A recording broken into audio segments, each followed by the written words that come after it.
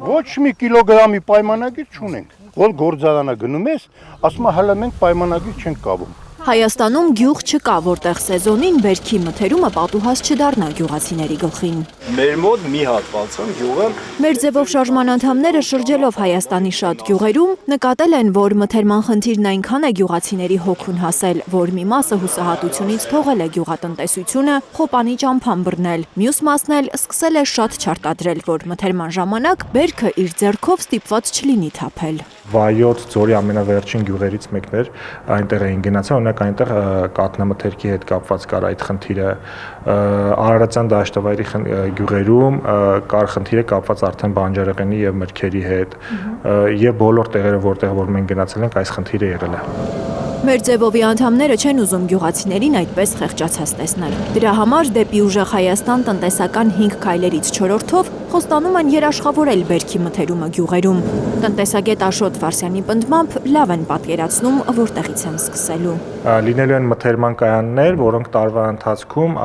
գյուղացիներից գնելու են արտադրանքը կամ պահեստավորելու են, իսկ հետո վերավաճառելու են շուկայում։ Մենք սկզբից անելու ենք որոշակի պիլոտային ծրագիր, տեսնենք խնդիրը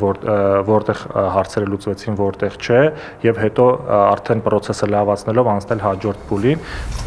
Մթերման խնդրի մասին գյուղացիների բողոքի ձայնը կարծես չի հասնում այսօրվա իշխանությանը, ասում է տնտեսագետը։ Միայն երբ գյուղացիների համբերության բաժակը լցվում է եւ նրանք մեծ աղմուկ են բարձրացնում, ճանապարհ փակում, իշխանությունը սկսում է մթերման համար որոշակի սուբսիդավորումներ անել, բայց դա ըստ տնտեսագետի խնդիրը չի լուծում։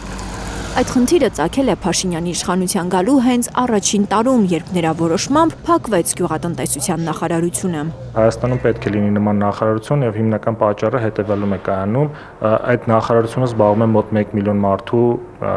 գործերով եւ դա նաեւ 1 միլիոն մարդիկ ապրում են մեր գյուղական շրջաններում եւ այդ գյուղատնտեսության փակումը նաեւ այդ վերաբերմունքն է ցույց տալիս ընդհանուր ոլորտի հանդեպ։ Գյուղատնտեսությունում կայուն եկամուտներ ապահովելով Սամվել Կարապետյանի առաջնորդած թիմի հաշվարկով կաշխուժանա Հայաստանի տնտեսությունը։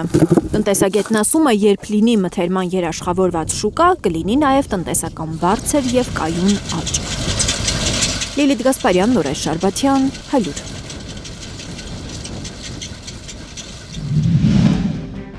Հայաստանում եւ աշխարհում տեղի ունեցող իրադարձությունների մասին առաջինն իմանալու համար բաժանորդագրվեք մեր ալիքին, սեղմեք զանգակը, որ բաց չթողնեք ամենահրատապը, ամենակարևորն ու հետաքրքիրը։